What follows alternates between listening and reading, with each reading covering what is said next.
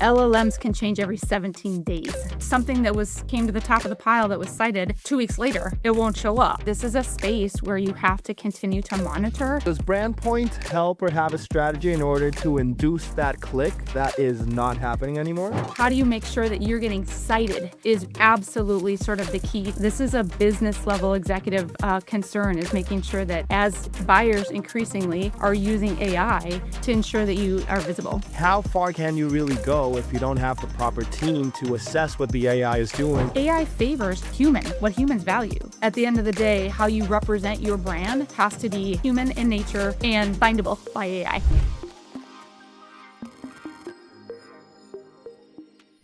Hey everybody, welcome to the show. My name is Andres Figueira and I'm going to be your host for the day. This show is brought to you by the Global Talent Company, helping fast-growing teams hire exceptional remote talent from Argentina, South Africa, and beyond. We connect companies with world-class professionals who bring skill, reliability, and a global perspective to every role. And just for our listeners, we're offering an exclusive 10% discount on your first hire. All you need to do is visit globaltalent.co, click Start Hiring, and mention the podcast listener discount when we reach out. And today, with me here, I'm speaking with Lisa Jilek, CEO at Brandpoint, a Marcom intelligence partner that monitors AI visibility, provides real-time insights, and connects brands to a proprietary network of publishers and editors for paid and earned media. So with that said, Lisa, it's a pleasure to have you on the show today. How are you doing? I am doing wonderful. Thank you for having me. I think this is about maybe the most exciting time in the Marcom industry in about a decade or more. So I'm pumped to be here. Thanks for having me. I'm so happy to get the scoop on what's happening in the Marcom industry. So Lisa, just so that we can get and hit the ground rolling here, would you be able to put the audience a bit more in context and tell us about your background, how you came to become CEO at Brandpoint, and then, although it was very self-explanatory, what Brandpoint is in your own words? Absolutely happy to. So my background, I'm based in Minnesota in the U.S. here. I've got a son and a husband. We live in Minneapolis, Minnesota. Professionally, I have a marketing management original academic background, have led in a variety of roles, leadership roles, but I would say storytelling, communications, and then business transformation have been core to my career as a thread. I took the helm as CEO at Brandpoint about a year ago. And Brandpoint, I thought you did a great job summarizing. At the end of the day, Brandpoint is a partner to brands themselves or to PR or marketing agencies to help them figure out how they show up in AI visibility and what to do about it.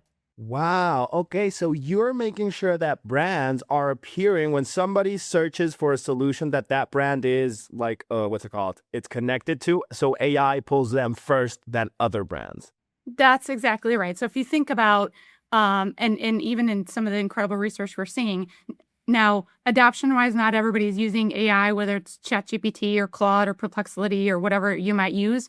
But McKinsey came out with a study most recently that 68% of humans are using AI today, just in the last 3 months. And so they're using it for everything in the buying process, whether it's consideration up front for what kinds of brands should you be considering, to comparing brands, so maybe more in the middle of the consideration, and then at the end, which ones to buy, making purchase decisions. So it's, so how you show up in that whole process matters to brands. But it really is crazy because even if people don't notice it, they're indirectly using AI. Even when they do the regular Google search, it now pulls the AI results first rather than the sponsored ads or whatever other links could be appearing as they did before. So it 68% of the whole world, I had not heard that statistic. That's crazy. Well, and even to your point about maybe not knowing, the AI overviews that you see when you use, whether it's Google or Bing or whatever it is, the other significant thing is that click-throughs are going down significantly across industries. So 60% of all searches that you use AI overviews end in no click. So we're sort of in this zero-click era, which is providing a big challenge to marketers, broadly speaking, for what do you do with that traffic drop? How do you make sure that you show up in AI overviews or in other AI tools? And does Brandpoint help or have a strategy in order to induce that click that is not happening anymore? I think it's the name of the game right now is certainly about ultimately how do you get the click through, how do you get the conversion, but more importantly, first and foremost, how do you show up?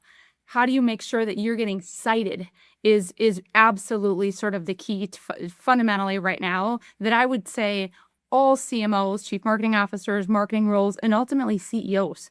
This is a business level executive concern is making sure that as buyers increasingly are using AI to show up, who and where and what they buy to ensure that you are visible.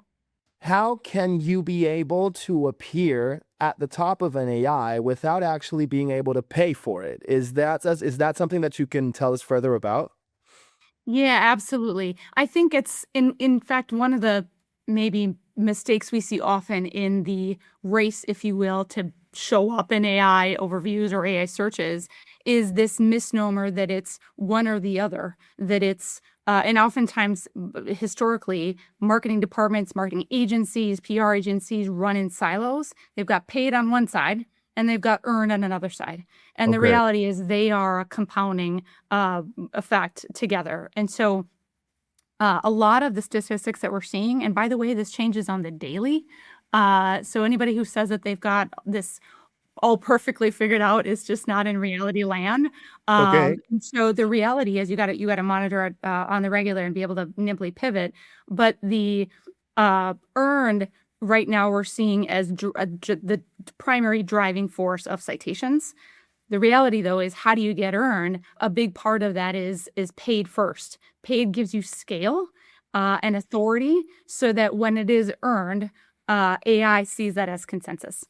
I understand. I understand. Okay, because I had heard like somewhere that AI really pays attention to Reddit, and that the more you appear in organic comments via Reddit, there's also a higher probability that the AI will trust what you're showing and who you are, and then you'll appear in their search as well. Is that something that is true, or has that changed? Yes, yes, for sure seeing that a lot. And it depends on the LLM. So it depends on whether it's Claude or Perplexity or ChatGPT or Gemini or what have you. They all work a little bit differently, but for sure, I think we're seeing a lot of influencer or community driven, so Reddits or Quora or G2 or whatever it is, user reviews, all of that AI looks to validate because at the end of the day, they're not looking for one source. No longer is it one review or one press release that all of a sudden, boom, you're to the top of the pile. It really looks at corroboration. So where can it find sources of truth, and then how can it AI validate that to be able to surface it as a confident answer in AI? Okay, so if you're making a statement, you need to be corroborated by it, by other comments, reviews people make, and just more users making sure that it is true. Okay, I had not seen it in that way either. And now, Lisa, in order to understand a bit more what Brand Point is as well, do you have a certain type of client that you guys work with? Is there a certain profile or certain requisites that a client needs to meet in order to be able to partner up with you guys? How does that work?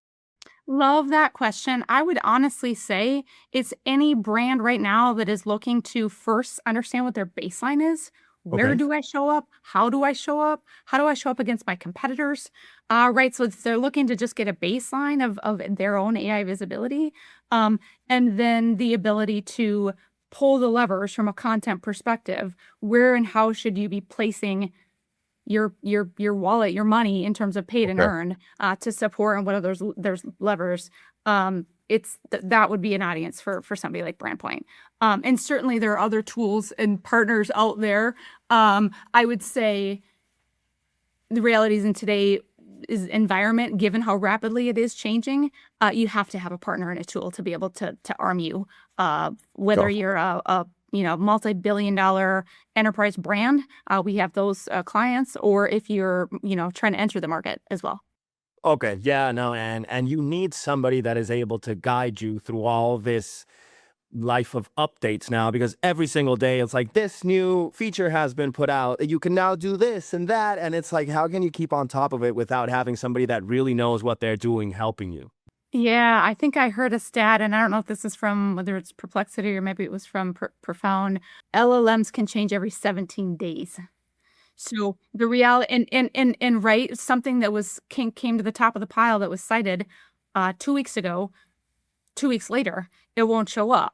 Right. So you do have to, this is a space where you have to continue to monitor and again be able to pivot quickly, be informed, test and try, continually optimize. This is not a one and done. You've got the AI visibility strategy figured out. It's an ongoing process. And how old is Brandpoint, Lisa? Because I feel you guys are very on top of AI, but I'm not sure if you started with the AI wave. I love that question. 30-year history. The founder of the company is just an amazing individual. Started with content, really. And so it's content placements and distribution and promotion. And so if you think about, and because no, we were not always in the AI space. And so fundamentally, it was about storytelling. How do you get stories out there and read and valued by consumers, or whether it's a B2B or B2C? And so when the generative era hit, like so many people, it was like, okay, we were ready because we had all of this 30-year rich history of data and insights and sort of the infrastructure to understand where content can best be, get the most viewers on it. We just needed to point at a different question. So rather than the question being, are people seeing and reading my content? Now the question is, am I showing up in AI in the category that I want? And so it's, Okay. kind of pointing the business at a more relevant question for the now. And so we've as an organization made that effort, taken this 30-year history that we have and invested heavily in AI and machine learning to create an intelligence engine that sort of takes all of that and all the real-time monitoring that we have across brands to be able to surface the insights. I love it. And did that pivot from what the company did before to what it's doing now, was that something that you had to market to your clients so they understood what you guys were aiming for in these new days and nowadays that this is happening? Yeah, it's interesting because I think so many of the tools that are out there were coming from a different angle. And so we as Brandpoint did have to reposition ourselves so that people understood that this is a capability that we have, but we're coming from a very different starting place. A lot of the organizations out there that have some capability in the space are more based on either the starting points of the tech.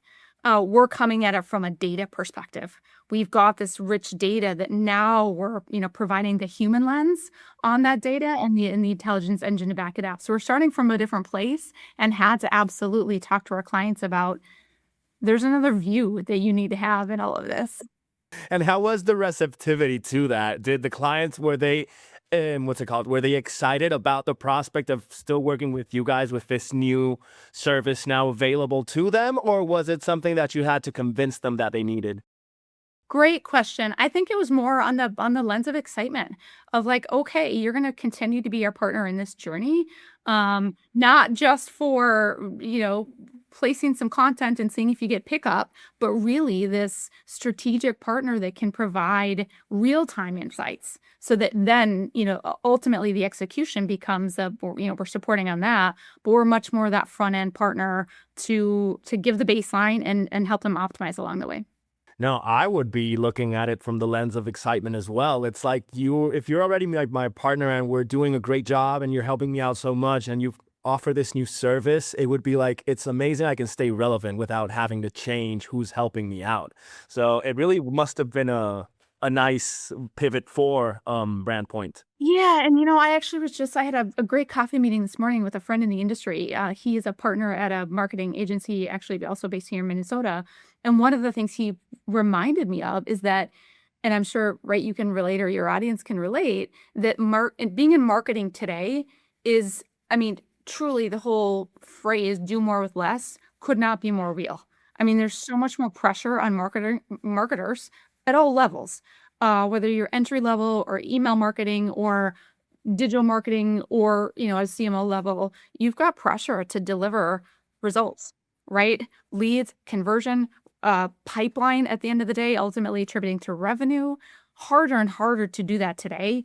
Budgets aren't what they used to be. resources, right? You've got to have tools and enablement and productivity to be able to support it. And so it's like there's just all of this energy right now, I think, for marketing as an industry, which is why as I open, I'm so passionate about the time that we're in now, how to take that and really, like, we can truly help our brands, whether whatever role you're in marketing, can help our brands show up differently using tools that we didn't have. I just think it allows us to leapfrog as marketers, marketing professionals, to be able to provide those real-time insights and say, here are the levers. And also, by the way, here are how it points to revenue. It's much easier today, I think. Easy is maybe a bit of a stretch, but it's certainly easier than I think it ever has been historically. No, that is true. And I also agree with how you mentioned that the marketing industry is going through something right now. And I also feel that in terms of since everybody is learning how to use AI, how to best manage it, and how to appear within it or everything, when marketing teams have been slimmed down, people are expecting for one person to do everything with AI now because it optimizes, it makes it more efficient. It's a lot more easier to save money with AI. But how far can you really go if you don't have the proper team to assess what the AI is doing and then provide the best curation of what the AI creates? Not only, yes, the team, the tools, and also this whole idea of AI, as we just went through a whole conversation around why being surfaced and cited in AI is king right now. Reality is, though, AI favors what humans value. It's got to be content, whether it's whatever the vehicle is, whether it's a blog or it's a press release or it's an article that you place or whatever it is, whatever the medium is, social media posts, whatever. It has to be original content, right? We talked about, you mentioned that. It's got to be valuable. It's got to be interesting. It's got to be insightful, and it's got to sound human. So no matter what tools are out there, at the end of the day, how you represent your brand has to be human in nature and findable by AI. And Lisa, I have another question for you as well. In terms of Brandpoint, I know you guys are situated in the United States. Do all your clients reside and are they based in the US, or do you take on clients from like internationally from other places? Fantastic question. Many of our clients are global. Okay, great. Yeah, I mean, we have a proprietary network of publishers that are in the US, but in terms of how clients leverage that, they are global in nature. Wow, I love that. And is your team global as well, or are you located and everybody else from Brandpoint in the US? Our team is located in the US and Okay. primarily based here in Minnesota. Oh, I love it. And is it a remote first company, or do you have some headquarters where everybody can meet up weekly or something like that? We have a hybrid. So we have employees Okay. that come in a few days of the week. Our office is based in Hopkins. We do, cultural things to try to make it a fun environment so that when you do come in, there's value as opposed to like you have to be butts and seats. So we're navigating that, and as everybody is in the new post-COVID era.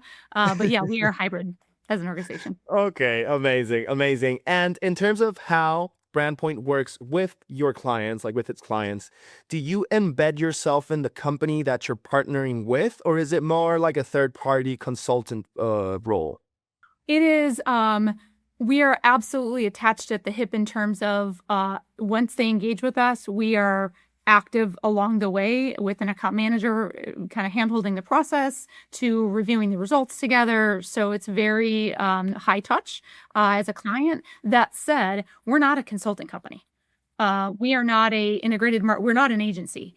We have fantastic clients that do that, right? The integrated marketing agencies, PR agencies that are specialized in kind of the full end-to-end strategy and execution.